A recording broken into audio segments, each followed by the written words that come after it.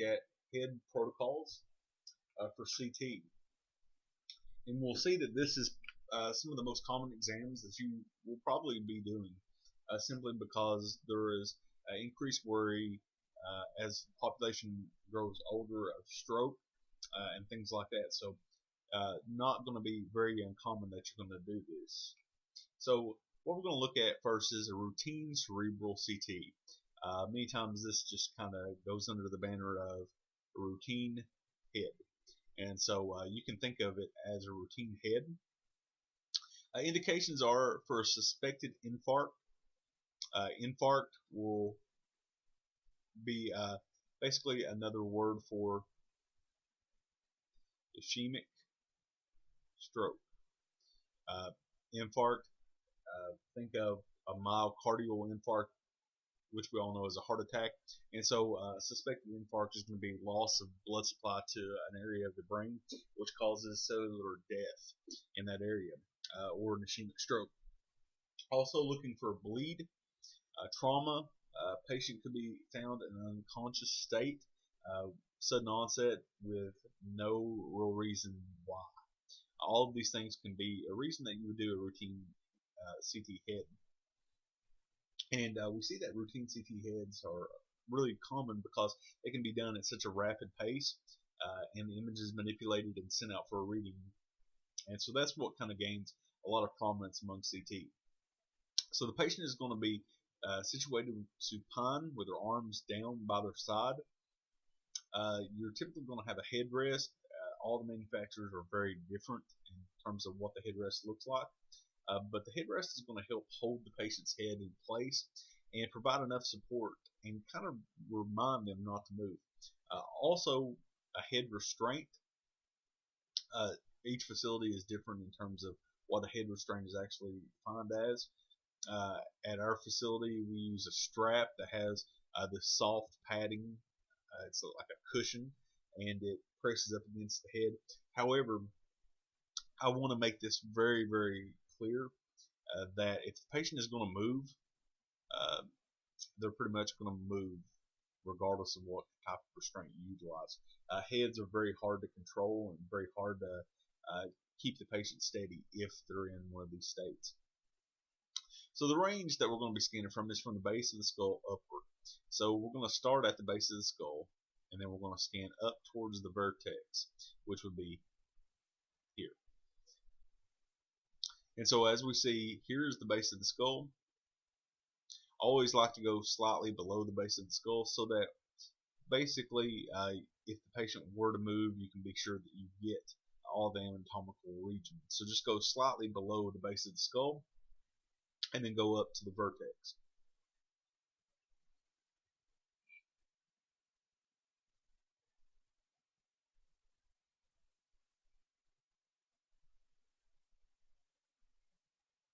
Okay, so the patient's respiratory instructions, we see that there are none. This can be argued because if the patient is breathing very heavily, can cause slight motion or artifact inside the head, but that's pretty much negligible, and usually if the patient's breathing very heavily, they won't be able to hold their breath at all anyway. I want to make it very clear that on every CT head,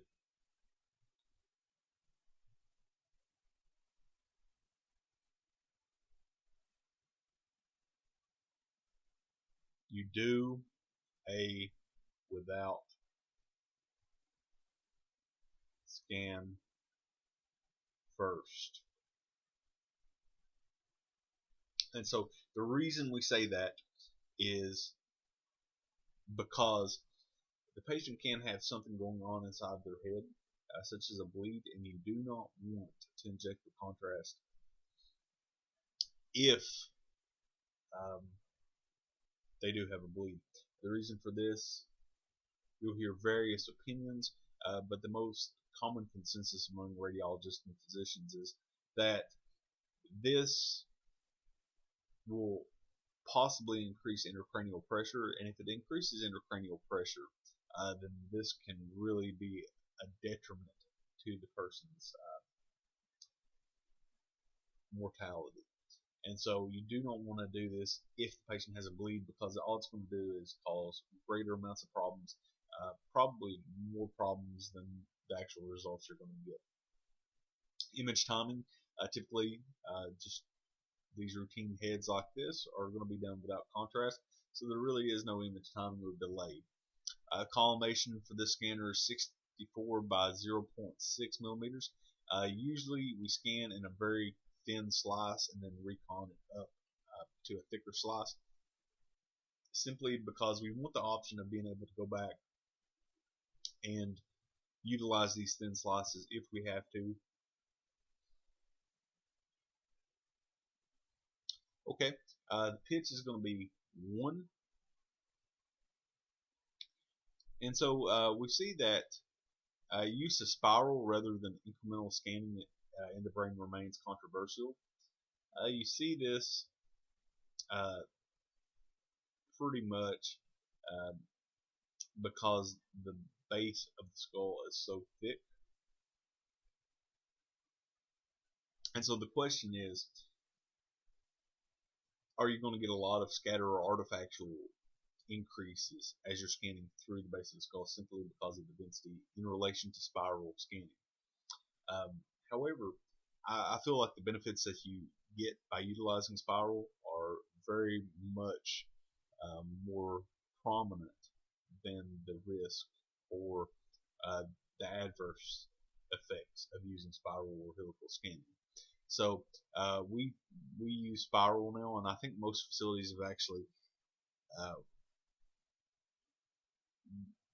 actually began utilizing spiral instead of just stop and go technique. Reconstruct axial sections.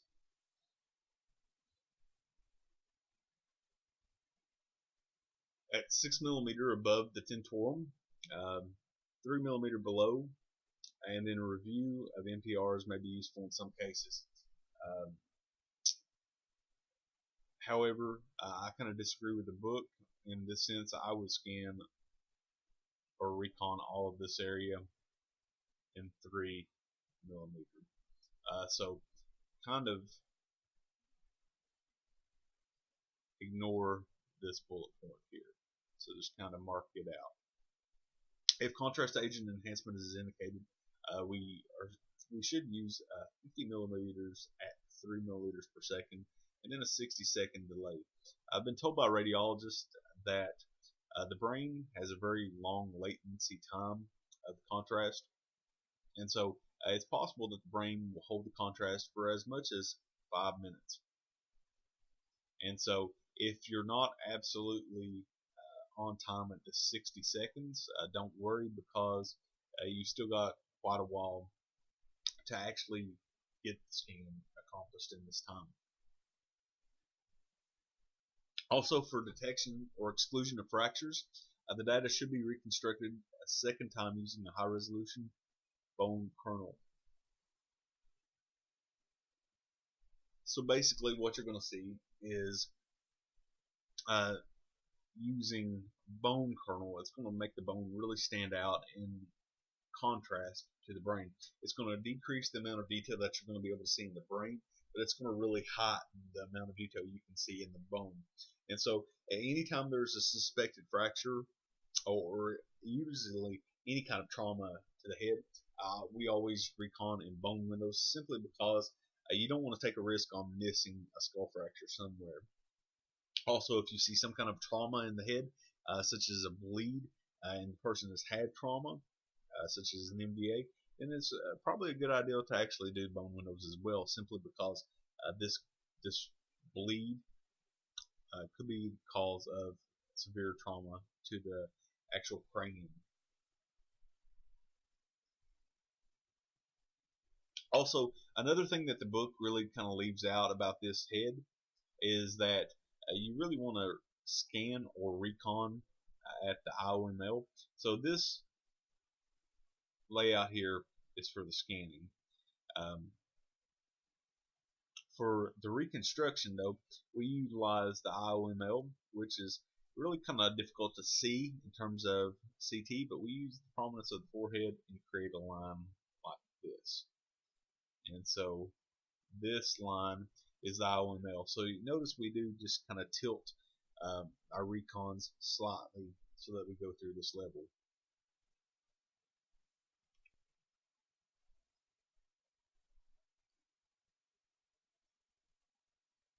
Okay, so that brings us to a CT perfusion study.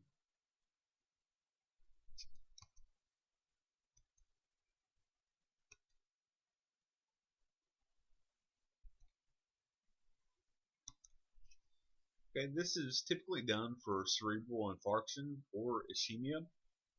Once again, ischemia kind of goes alongside infarction. And so basically what you're doing is evaluating how far a stroke has actually progressed. And this is an ischemic stroke. And so ischemic strokes typically are presented as kind of a wedge-shaped hypodense or black area in the brain that previously wasn't there, coupled with patient symptoms such as weakness to one side of the body, lethargic, inability to speak, facial drooping, things like that, all kind of coincide. And so what this is used for is to evaluate how far this has progressed. So if we'll notice, the patient position is very much the same, with the patient being supine, arms down by their side, and the head placed in a rest, and possibly the use of a restraint if necessary. The anatomical range is going to be very similar. The vertex of the skull and the base of the skull. So you're going to scan all of this range. Respiratory instructions for the patient simply are none. There's no need for respiratory instructions.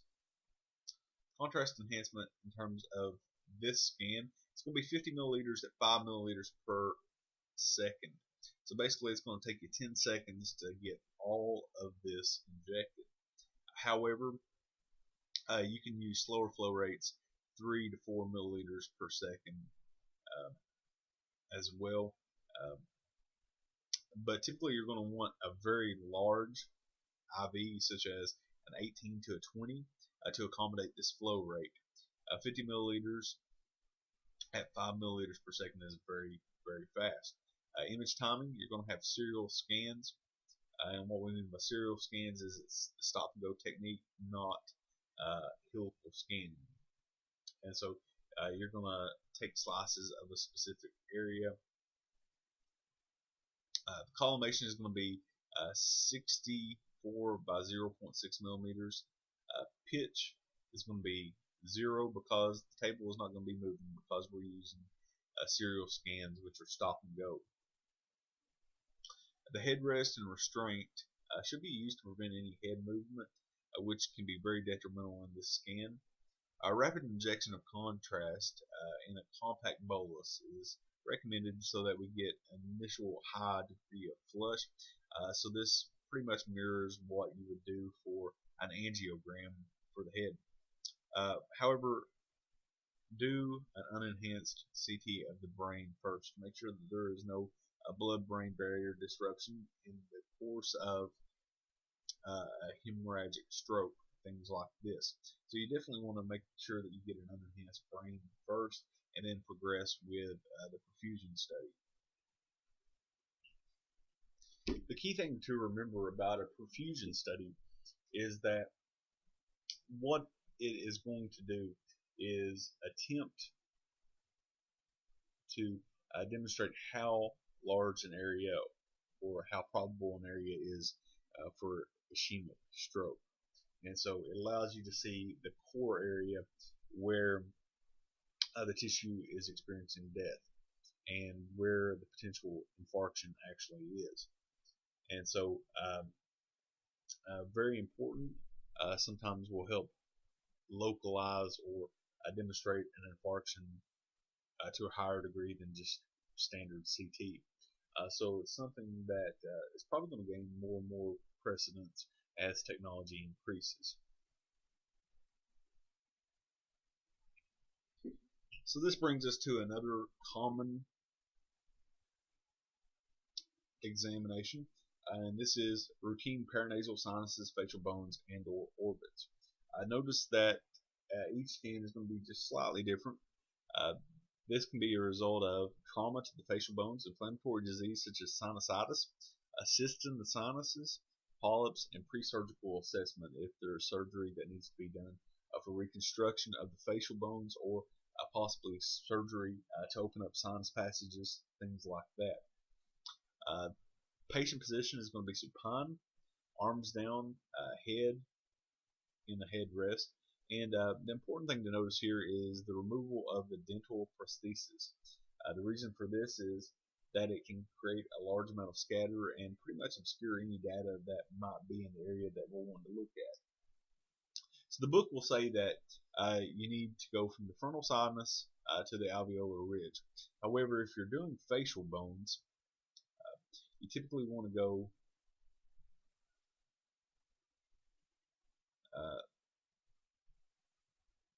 below the mandible. And if you're doing just CT orbits, then you typically want to just go in just where the orbits actually lie.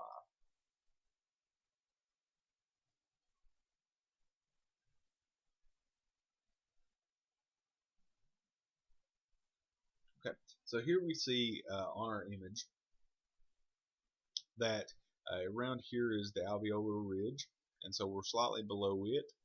Here is the maxillary sinus, the phoenoid sinus, ethmoid sinus is somewhere in this area, and the frontal sinus. So we have to be sure that we get everything. So we're getting all of the frontal sinus, all of the maxillary sinus. So for a sinus examination, this would be very adequate. Also, notice that I have it open to the point to getting the mastoids here as well. You definitely want to get the mastoids because you can possibly have mastoiditis where the mastoids become inflamed and pretty much disrupted by mucus. And so you definitely want to get this on the sinuses as well.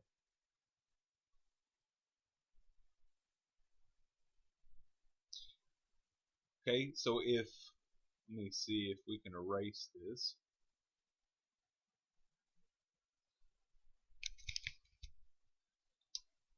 Okay, if we were doing facial bones, we would scan from here all the way up to here.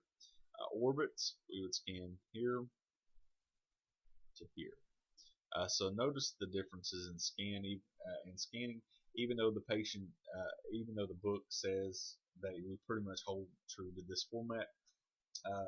As dosage becomes a higher concern in CT, it's going to be absolutely necessary that we do our best to safeguard the patient against excessive radiation dosage, and that is going to come by collimating in or coning our images down or the scan field down so that we don't go overboard on what we're trying to do. Okay, the patient respiratory instructions, there's going to be none. Contrast enhancement, once again, is none as well, which means that we have no image timing that we have to worry about. Collimation is going to be 64 by 0.6 millimeters. Pitch is going to be 1. Reduction of tube current recommended since orbits are within the scanned region. So basically, reduction of mass because you're going to be exposing the orbits or you're going to be exposing the eyes that are located in the orbits. So it's very important that we do everything we can to lower the patient dosage. And so typically this can be accompanied by an increase in kVp and a reduction in mass. Additionally, NPRs are essential. Sagittal and coronals. Sagittals tend to be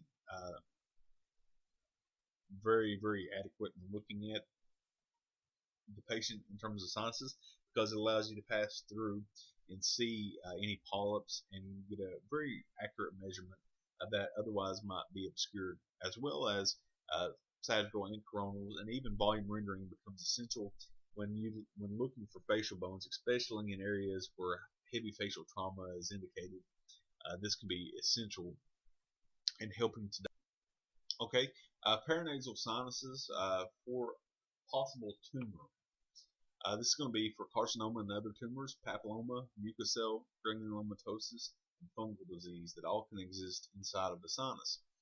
A patient, once again, is going to be in a standard position with their arms down, being supine on the table with their head in a headrest, and the removal of dental prosthesis, if at all possible, or if the patient has them. Additionally, I'd also like to add any removal of jewelry such as earrings, tongue rings, things like this, so that you don't enhance this scattered radiation or artifactual increase if you can help it. The anatomical range is going to be from the bottom of the maxillary sinus to the top of the frontal sinus. Interestingly enough, sometimes it's kind of hard to see where the maxillary sinus is, so usually go about midway in the mouth. That would be a very good indicator to get all of this area. Once again, get all of the mastoid air cells, just simply because if there's an abnormality that exists there, you don't want to not get it because you did not open up your field slightly more than what you had. The patient respiratory instructions are none. However, because we're looking for a possible tumor, we want to see contrast enhancement if at all possible. So we're going to inject 100 milliliters at 3 milliliters per second, taking around roughly 33.3 seconds to actually get everything injected in. However, we're going to go over this 33.3 seconds and extend it to 40 seconds after the initial start of the injection to allow everything to get a full amount of contrast if at all possible. The collimation is going to be 64 by 0.6 millimeters, and the pitch is going to be 1. The pitch is going to be 1.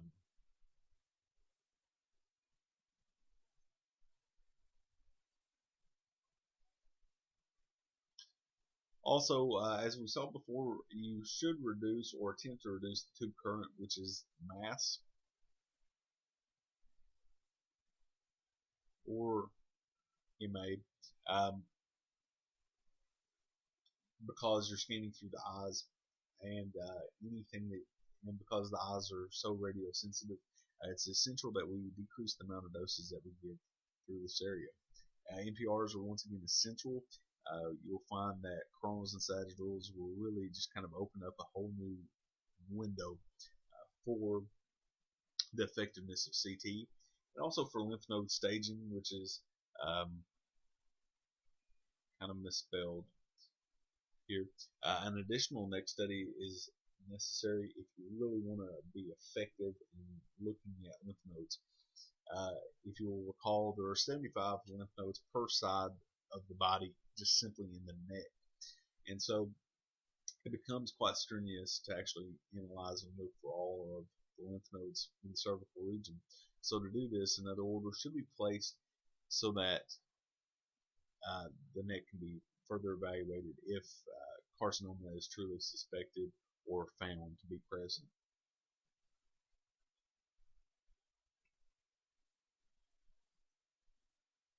Okay, a dental CT, something that kind of is not very common anymore. Indication is just going to be to analyze teeth. I realize that it's not here, but we'll fill that in. Indication is going to be to analyze teeth. The patient position is going to be supine, arms down, shoulders as low as possible, usually having the patient taking a big deep breath and kind of blowing it out, trying to reach down towards their toes will be effective at getting the shoulders to go a little lower. The anterior orientation is going to be parallel to the plane of the teeth, being imaged. Place a non-opaque wedge between teeth, kind of keep the mouth open. And so basically, you're not going to see this wedge, but it's going to help keep the mouth open. The anatomical range is the entire maxilla and or mandible. Typically, you're going to probably want to get both of these, seeing as there's teeth located on both sides. Patient respiratory instructions, none. Contrast enhancements, none. And pitch and collimation are pretty much the same. As we can see here on this image, we have the mandible here, and we have the maxilla here. And so we're getting pretty much all of this area. The reason it's opened up more than this, typically you're going to want to scan in the plane of the teeth, and so this needs to be rotated around so that we're scanning in this plane here. And so this plane is what you're going to be looking to scan at, and it's going to be a shortened area. Also, coronal and sagittal NPRs are going to be very necessary. Another thing that's kind of unique about CT and can really be beneficial is curved NPRs. You don't hear a lot of discussion about it, but basically what curved NPRs allow you to do is take a curved structure and flatten it out. And so kind of reminds you of the Panorex images that used to be utilized for the mandible. And I've heard so many physicians talk about how great those were in just simply looking at the mandible, and this kind of accomplishes that as well. So curved NPRs can be utilized and could potentially be a very helpful benefit for diagnosing abnormalities with teeth. However, simply CTs just for dental reasons are really not utilized now, especially with decreases in provider payment. Okay, the petrous ridge and the temporal bone or inner ear. This is going to be for post-traumatic possible fracture, a cholesteatoma, otis media, which is an earache, or otosclerosis. The patient is going to be supine with their arms down. Their head is going to be placed in a headrest and possibly a head restraint recommended. Once again, remove dental prosthesis, as it will be very detrimental to scanning the patient adequately. The anatomical range is going to be from the lower end of the mastoid to the upper mastoid cells, and avoid exposure of the lens of the eye. So what we do here is we see that the mastoids, here's the lower border, and we have the upper border here. So we're catching all the mastoids, and if we're seeing the mastoids, this is probably somewhere around here, the actual inner ear, and so we're catching this area. Notice we don't have it opened up very wide in terms of this direction, and that's essential so that we don't expose the lens.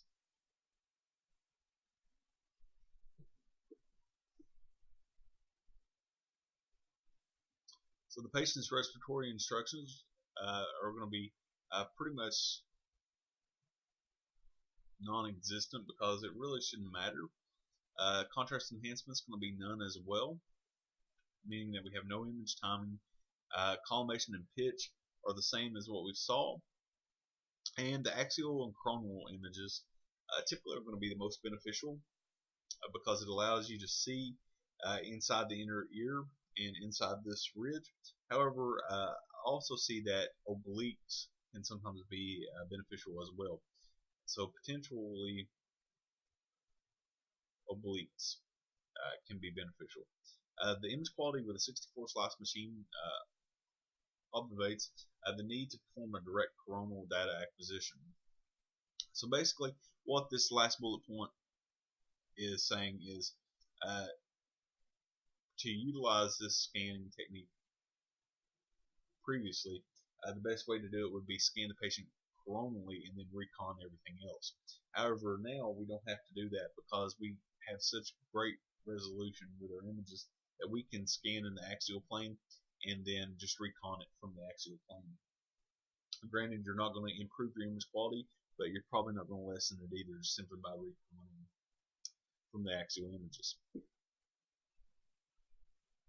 Okay, here is another protocol for a head, taken from a different book. See that this is just a routine head for any abnormality that might be existing. KVP is going to be 140, MA is going to be 350 to 400. You want to definitely be sure to keep the scanning field out of the eyes. Oral contrast, none, because we're not dealing with anything that would be beneficial of oral contrast. Phased respiration, where others say that there are no need for diminished respiration. This book says that quiet breathing is going to be the key.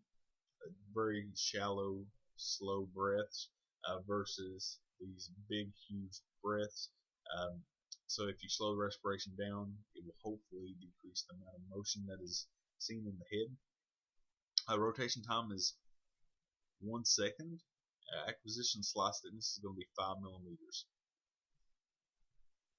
The pitch is 0.75 to 1.5. The reconstructed slice thickness is 5 millimeters. And so notice that you're scanning in 5s and you're reconning in 5s.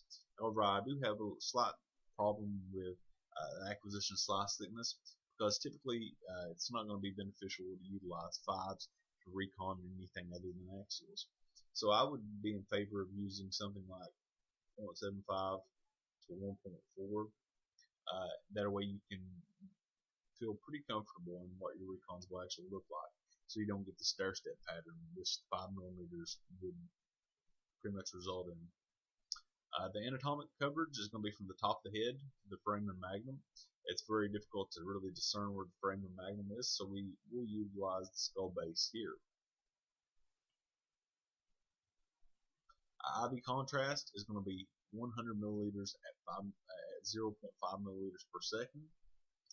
However, you can decrease this. Usually 50 milliliters is sufficient for a head, and injecting at however fast you can actually hand inject. Usually a hand injection is the preferred technique for heads that are routine. I noticed the scan delay is 5 minutes after the start of contrast and fusion, which pretty much allows us to see that because we're going at such a slow flow rate, the contrast is going to have a very high latency period. So even at 5 minutes out, we're going to be able to get excellent images. It's important to notice that you should do without scan first.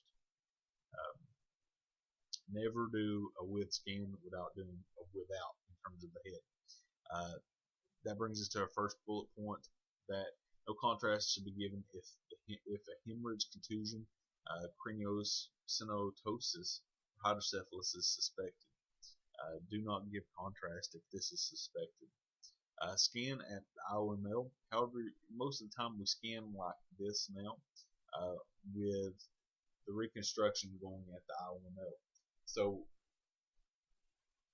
we scan at the straight line, and then we reconstruct at the IOML. Also, film and bone and soft tissue windows. The brain will, just for routine window and leveling for the brain, will be sufficient to demonstrate anatomy of the brain. However, if we're looking for a fracture or some kind of trauma, definitely recon and bone windows as well. Okay, this scan is for cavernous sinus and or the celluloscope. And this is for suspected microadenoma or macroadenoma of the pituitary gland, mass in the cavernous sinus, or the cavernous sinus thrombosis.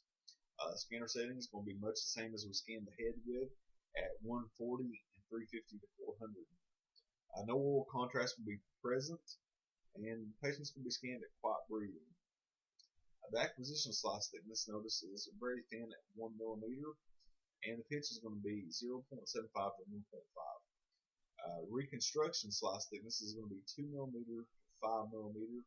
Somewhere in the middle is usually a pretty happy medium to go. 3 millimeter would be sufficient. However, 5s would also be sufficient. The anatomical coverage is going to be from the top of the head to the hard palate. The hard palate is going to be around the roof of the mouth, and so somewhere in this area is where we're going to scan. The IV contrast is going to be 40 milliliters at 1 milliliter per second and 60 milliliters at 0.7 milliliters per second. So basically what we do is we utilize this first portion begin the scan, and then the 60 milliliters comes later to scan the patient while contrast is being injected in. Notice we're going to be scanning in the plane of the IOML. However, if you do not have the ability to scan or get the angulation that you need, you can always scan flat and then come back and recon it at the IOML. So that brings us to a temporal bone without IV contrast. And you're going to notice that we're going to have an IV without and a with IV contrast, and everything's going to be pretty much mirrored on both. This is going to be for evaluation of trauma, congenital abnormalities, localized infectious or inflammatory disease, pulsatile tinnitus with visible middle ear mass on clinical examination, Petrous apex mass. So anything that could fall in under these categories is what this will be utilized for. The scanner settings are going to be 140 at 300 to 400. Contrast in terms of oral, it's going to be none. Phase of respiration, once again, is quiet breathing. The acquisition slice thickness is going to be staying on the thinner side of things, 0.5 to 1.25 millimeters. Usually the thinner the better. This brings us to the reconstructed slice thickness, which is going to be 0.5 to 1.0.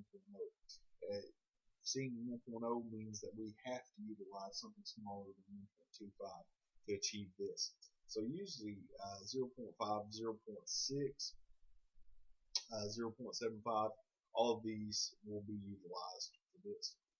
So the anatomic coverage is going to be from the top of the temporal bone to the tip of the mastoid. So we see that we have the tip of the mastoid somewhere around here. We pretty much imagine the top of the temporal bone to be somewhere in this area. Once again, no IV contrast because this is a without portion of the scan, and you're going to recon it at the IOML, which we see here. So that brings us to our with scan. Okay, so this is our with portion, and notice that our IV contrast is going to be 150 milliliters at 1 milliliter per second, and we're going to scan after 60 seconds. So we're going to still have around 90 milliliters left to inject once we scan. So it can be argued that 150 is too high, and I kind of feel it is. I feel that 100 will suffice. But that's kind of at the discretion of whatever department that you're working in is performing. Once again, recon this parallel to the IOML. And we see that here, focusing in on this area.